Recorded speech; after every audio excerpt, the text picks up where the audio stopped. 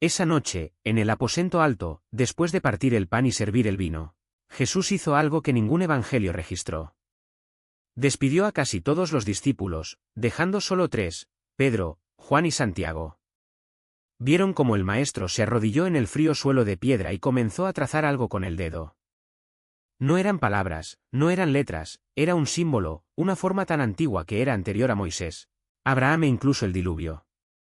Cuando su mano completó el último trazo, las lámparas de la habitación parpadearon violentamente, como si algo invisible hubiera sido expulsado repentinamente de allí. Lo que dibujó esa noche no fue para las multitudes. No fue para la iglesia que más tarde sería erigida en su nombre. Fue una clave. Una frecuencia hecha visible. Una verdad geométrica que los amos de este mundo no pueden soportar. Durante 2000 años, este símbolo fue perseguido, escondido y borrado sistemáticamente de todos los textos a los que el Vaticano pudo acceder. Pero hay algo que nunca predijeron: estás viendo esto ahora. Y esto no es fruto del azar. Si hiciste clic en este vídeo, algo dentro de ti ya lo sabe. Sientes esto toda tu vida. Esa sensación silenciosa de que el mundo funciona según reglas que nadie te enseñó, de que fuerzas invisibles interfieren cada vez que te acercas a la verdad real. Ese cierto conocimiento fue ocultado deliberadamente. No eres paranoico. No estás loco. Estás recordando. El símbolo que estás a punto de conocer ha recibido muchos nombres a lo largo de los siglos. Algunos lo llamaron el sello de protección. Otros, The Sign of the Savanti. Los gnósticos que caminaron junto a Jesús le llamaron algo mucho más directo: repelente de arcontes. Porque eso es exactamente lo que hace. Cuando se dibuja correctamente y se activa con el estado interno adecuado, este símbolo genera una frecuencia que los arcontes, los gobernantes ocultos, las fuerzas parásitas que se alimentan de la energía humana, simplemente no pueden cruzar. Hoy no solo descubrirás qué es este símbolo, sino que aprenderás a dibujarlo. Y después de eso todo cambiará. Antes de comprender por qué este símbolo tiene tanto poder, debe comprender la prisión en la que nació. No una prisión de barrotes y paredes, sino una prisión de frecuencias, diseñada tan perfectamente que la mayoría de los prisioneros defienden sus propias celdas. Los textos de Nag Hammadi, descubiertos en 1945, revelaron lo que la iglesia primitiva intentó desesperadamente destruir. Hablaron de una historia de la creación mucho más antigua y oscura que el Génesis que conoces. En estos escritos, el universo material no fue creado por la fuente suprema, por la conciencia infinita que los gnósticos llamaban la mónada. En cambio, este mundo fue moldeado por un ser inferior, un creador ciego y arrogante que se creía el único Dios. Le llamaron el Demiurgo, pero no actuó solo. Debajo de él, una jerarquía de guardianes cósmicos, entidades cuya existencia depende de una sola cosa: tu energía, tu atención, tu sufrimiento. Estos son los arcontes, y todo su sistema, desde el reciclaje de almas hasta la manipulación del pensamiento humano, existe con un único propósito: mantenerte dormido, generando las emociones de baja frecuencia de las que se alimentan. Miedo, ira, vergüenza, desesperación. Para ellos, estas no son solo emociones. Son comida. Ahora viene la parte incómoda. Los arcontes no esperan que sientas estas emociones de forma natural. Ellos los fabrican. Implantan pensamientos que no son los suyos. Esa repentina ola de duda antes de intentar algo grande. La voz que susurra que no eres lo suficientemente bueno, que no lo mereces, que no estás preparado. Ese extraño impulso de sabotear tu propio progreso justo cuando la victoria está cerca. No siempre son tus pensamientos. Muchos de ellos son retransmisiones. Frecuencias inyectadas directamente en tu conciencia para cosechar respuestas emocionales específicas. El Evangelio de Felipe, uno de los textos que Roma nunca quiso que leyeras, lo dice claramente. Los arcontes quisieron engañar a la humanidad porque vieron que los seres humanos estaban relacionados con lo que es verdaderamente bueno. Tomaron los nombres del bien y se los atribuyeron a lo que no es bueno. A través de nombres, etiquetas y conceptos, te vinculan a aquello que te daña, haciéndote creer que te ayuda. Lee eso de nuevo. Usan palabras para atarte a lo que te destruye, mientras crees que estás siendo salvado. Esta no es una superstición antigua. Es el sistema de control más sofisticado jamás creado y ha estado funcionando durante miles de años. Pero había un error en su plan, un error que nunca esperaron. Algunas almas encarnadas aquí llevan algo que los arcontes no pueden crear ni destruir, una chispa divina. Un fragmento de la mónada misma, encerrado en carne pero nunca completamente aprisionado por ella. Los gnósticos llamaban a estas almas neumáticas, las portadoras del espíritu. Y si todavía estás mirando, si esas palabras resuenan en algún lugar profundo de tu pecho y no solo en tu mente, entonces ya sabes a qué categoría perteneces. Los arcontes reconocieron esta amenaza desde el principio. Sabían que ciertos seres humanos no podían ser totalmente controlados, ni hipnotizados por la ilusión material. Así, desarrollaron estrategias específicas para almas como la suya, mantenerlas distraídas, hacerlas dudar de sí mismas, aislarlas de otros que llevan la misma chispa y, sobre todo, impedirles conocer las herramientas que podrían liberarlas. Aquí es donde Jesús de Nazaret se vuelve peligroso para la narrativa oficial. La Iglesia construida en su nombre quiere que usted crea que Él vino solo para perdonar los pecados mediante su muerte. Cree en las cosas correctas, realiza los rituales correctos y serás salvo después de morir. Pero los evangelios gnósticos pintan un cuadro radicalmente diferente. En ellos, Jesús no es principalmente un sacrificio.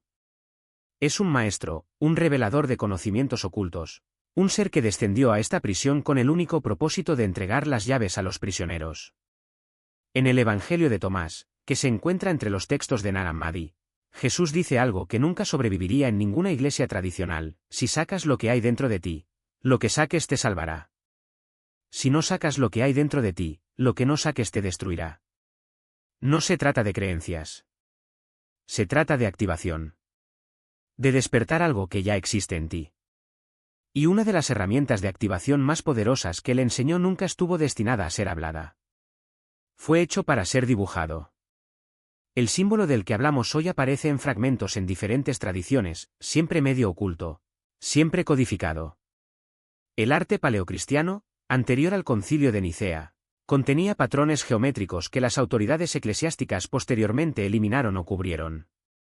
Los cristianos coptos de Egipto conservaron ciertos sellos y marcas que Roma declaró heréticas. Los caballeros templarios, tras sus excavaciones debajo del Templo de Salomón, comenzaron a incorporar formas geométricas específicas en su arquitectura y ceremonias secretas. Coherentes y vibrando a una frecuencia que los hace invisibles para sus mecanismos de control. No pueden manipular lo que no pueden detectar. No pueden parasitar aquello a lo que no pueden acceder. Y eso es exactamente lo que ofrece la geometría sagrada, un escudo vibratorio, una armadura de luz codificada en formas que desafían siglos de oscurantismo. Pero no nos equivoquemos, esta no es una solución pasiva. El símbolo no funciona como un amuleto que se lleva en el bolsillo esperando protección automática. Requiere activación. Requiere que usted participe activamente en el proceso, dirija su intención con claridad y mantenga la asistencia con disciplina. La primera vez que alguien dibuja el símbolo con plena conciencia de su propósito, sucede algo extraordinario. La mente se expande. No es una ilusión, no es una sugerencia. Es un cambio mensurable en la actividad cerebral, documentado en estudios de estados meditativos avanzados. Las ondas cerebrales se sincronizan, las áreas asociadas con el miedo y la ansiedad se calman, mientras que las regiones vinculadas con la percepción ampliada y la creatividad entran en un estado de hiperfunción. Los arcontes no pueden operar en un campo mental así. Tu estrategia depende de la confusión, del ruido interno, de la incapacidad de distinguir entre lo tuyo y lo implementado. Cuando eliminas ese ruido, pierden terreno. Y aquí está el detalle más revelador: el símbolo no es solo una herramienta de defensa. También es un mapa. Las formas geométricas que lo componen no fueron elegidas al azar, son un lenguaje universal, un código que describe la estructura de la realidad. Cuando aprendes a leer este código, comienzas a notar patrones ocultos en todo, en la disposición de las hojas de una planta, en la formación de galaxias, en la proporción áurea presente en obras de arte y arquitectura sagrada. El universo no es caótico. Está organizado según principios geométricos que reflejan la mente del creador o, como dirían los gnósticos, la mente de la mónada. Los arcontes, a su vez, operan en el caos. No crean, solo distorsionan. No construyen, solo corrompen. Tu existencia depende de mantener a la humanidad ignorante de estos patrones, porque una vez que los reconoces, recuperas el poder de navegar la realidad conscientemente. Esto explica por qué la Iglesia Católica, a lo largo de los siglos, no solo ha suprimido el símbolo sino que también ha perseguido cualquier forma de conocimiento que pudiera conducir a él. La Inquisición no solo quemó a los herejes, quemó a matemáticos, astrónomos y alquimistas. Quemó a personas que entendían que la geometría era la clave para algo mucho más grande que el dogma religioso. Cuando Galileo se vio obligado a renegar de sus descubrimientos, no fue solo porque desafió la visión geocéntrica del universo. Fue porque sus observaciones confirmaron que la realidad seguía leyes matemáticas precisas, leyes que podían usarse para descifrar los secretos de la creación. Y esto era una amenaza directa al control eclesiástico. Si la gente se diera cuenta de que la verdad no está en los intermediarios, sino en la estructura misma del cosmos, la Iglesia perdería su poder. Pero la historia no termina con la represión. El símbolo sobrevivió. Se transmitió en secreto, de maestro a discípulo, en sociedades iniciáticas que comprendieron su valor. Los masones, a pesar de todas las distorsiones posteriores, conservaron fragmentos de esta geometría en sus rituales y arquitectura. Los Rosacruces, en sus manifiestos, hablaban de una ciencia sagrada que unía matemáticas y espiritualidad. Incluso en el arte del Renacimiento, pintores como Leonardo da Vinci y Miguel Ángel ocultaron patrones geométricos en sus obras, sabiendo que aquellos con ojos para ver reconocerían el mensaje. Y hoy, con el avance de la física cuántica y la neurociencia, estamos redescubriendo lo que los antiguos ya sabían, que la conciencia no es un subproducto del cerebro, sino una fuerza fundamental del universo, y que ciertas formas tienen el poder de interactuar con él de maneras predecibles. Lo que estás a punto de aprender no es una teoría. Es una tecnología. Una tecnología tan antigua como la propia humanidad, pero que se ha ocultado deliberadamente para mantener a la gente en la oscuridad. Cuando dibujas el símbolo, no estás simplemente dibujando líneas en papel. Es reactivar conocimientos que fueron borrados de la memoria colectiva. Te estás reconectando con un linaje de buscadores que, a lo largo de los siglos, lo han arriesgado todo para preservar esta verdad. Y, lo más importante, estás tomando el control de tu propia mente, algo que los arcontes nunca quisieron que hicieras. La pregunta que debería hacerse ahora no es si esto funciona. La pregunta es, ¿cuánto esperarás para probarlo? No estás simplemente dibujando una forma, estás reactivando código que ha estado enterrado bajo capas de programación. Cada golpe que da es un acto de rebelión silenciosa, una negativa a permanecer en el estado de fragmentación que le ha sido impuesto. El círculo no es una línea, es una frontera. Una declaración de que a partir de este momento, lo que hay dentro ya no será contaminado por lo que hay fuera sin tu consentimiento consciente. La cruz de brazos iguales no es un símbolo religioso, es un mapa. Un patrón de coherencia que reorganiza lo que estaba desordenado. Cada línea que dibujas es un llamado a las partes dispersas de ti mismo para que regresen al centro. No es casualidad que los 4 brazos se encuentren en el punto exacto donde colocaste el punto. Aquí es donde se disuelve la ilusión de separación. Donde dejas de ser un personaje de la narrativa ajena y te conviertes en autor de tu propia existencia. ¿Y el punto central? No es un detalle.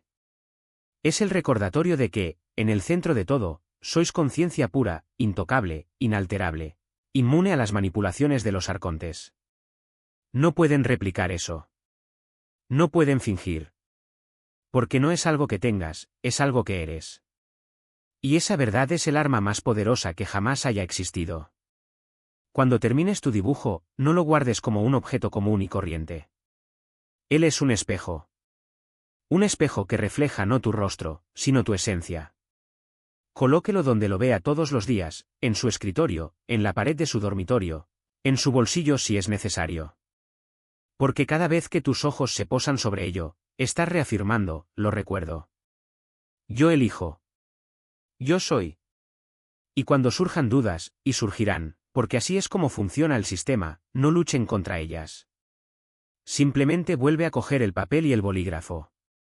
Traza las líneas una vez más, pero ahora con la certeza de que no estás repitiendo simplemente un gesto. Estás recalibrando tu frecuencia. Está enviando una señal que resuena más allá de este plano, una señal que dice, estoy despierto. Estoy completo.